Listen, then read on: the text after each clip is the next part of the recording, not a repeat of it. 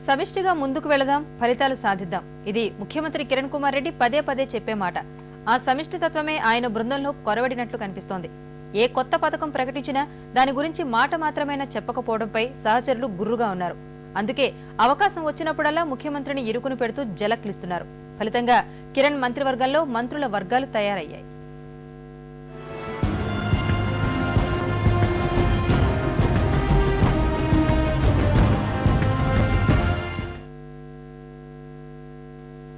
Kiran cabinet ఏర్పాటైన రోజు నుంచే మొదలైన వివాదాలు నీరుగప్పిన నిప్పులా కొనసాగుతున్నాయి.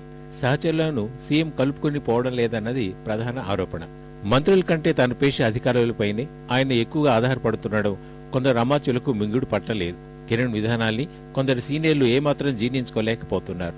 ఈ కారణంగానే మంత్రివర్గ సమావేశం ఎప్పుడూ వాడి వేడి మాటలకు వేదికవుతోంది. పరోక్షంగా సీఎంను ఇరుకును పెట్టేందుకు దీన్ని ఉపయోగించుకుంటున్నారు. తాజా కలెక్టర్ల సదస్సు కూడా ఇలాంటి ఘటనలకు సాక్షిగా నిలిచింది. కీలకమైన శాంతి భద్రతల అంశాన్ని చర్చించేటప్పుడు దానిపై ఆసక్తి ఉండి సమావేశంలో కూర్చున్న మంత్రుల్ని కిరణ్ బయటకు పంపేయడం ఎక్కువ చర్చనీయాంశమైంది. ముఖ్యమంత్రి వ్యవహార శైలితో విసిగిపోయిన మంత్రులు మరో అధికార కేంద్రమైన పీసీసీ అధ్యక్షుడు బొత్స సత్యనారాయణకు చేరువవుతున్నట్టు కనిపిస్తోంది. ఒకటిగా ఉంటున్న సీనియర్ మంత్రులు ఇక తమదైన శైలిలో కిరణ్ కుమార్ రెడ్డిని లక్ష్యంగా చేస్తూ తెరచాటు ప్రయత్నాలు ముమ్మరం చేశారు. ఫలితంగా మంత్రివర్గ 3 బృందాలుగా విడిపోయినట్టు తెలుస్తోంది. కిరణ్ కు విధేయులైన మంత్రుల సంఖ్య 10కి మించి లేదు. అందులోనూ అధిష్టానం మనిషిగా గుర్తించి ఆయన వెంట నిలుస్తున్న వారే ఎక్కువ. మంత్రులు రఘువీర, ఆనవ్, కన్నా, శ్రీధర్ బాబులు ప్రస్తుతం సీఎంకు అండగా ఉన్నారు. ముఖ్యమంత్రి, ఉప ముఖ్యమంత్రి మధ్య సత్సంబంధాలు కూడా అంతంత మాత్రమే.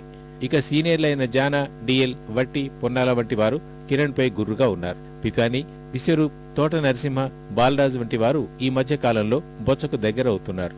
మంత్రులు ధర్మాన, సబిత, డికే అరుణ, సునీతా లక్ష్మారెడ్డి, సారయ్య, గీతారెడ్డి, సుదర్శన్ రెడ్డి, రామరెడ్డి వెంకటరెడ్డి, శత్రుచెల్ల, శైలజానాథ్, టీజీ వెంకటేష్, హేరాసు, గల్లా అరుణ, మహిదర్ రెడ్డి, డొక్క, కాసు, పార్థసారథి, అహ్మదుల్లా, ముఖేష్ గౌడ్, మోపిదేవులు అధిష్టాన విధేయులుగా ముఖ్యమంత్రి పట్ల తటస్థంగానే ఉంటూ వస్తున్నారు.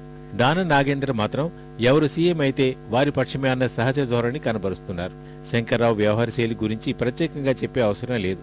ఫలితంగా సమష్టిగా ఉండాల్సిన కేబినెట్ వర్గాలుగా చీలి కిరణ్ నాయకత్వానికి సవాల్గా మారింది. గ్రూప్ రాజకీయాలకు వేదికగా మారిన మంత్రివర్గంపై ఢిల్లీ పెద్దలు ఎలాంటి నిర్ణయాలు తీసుకుంటారో వేచి చూడాలి.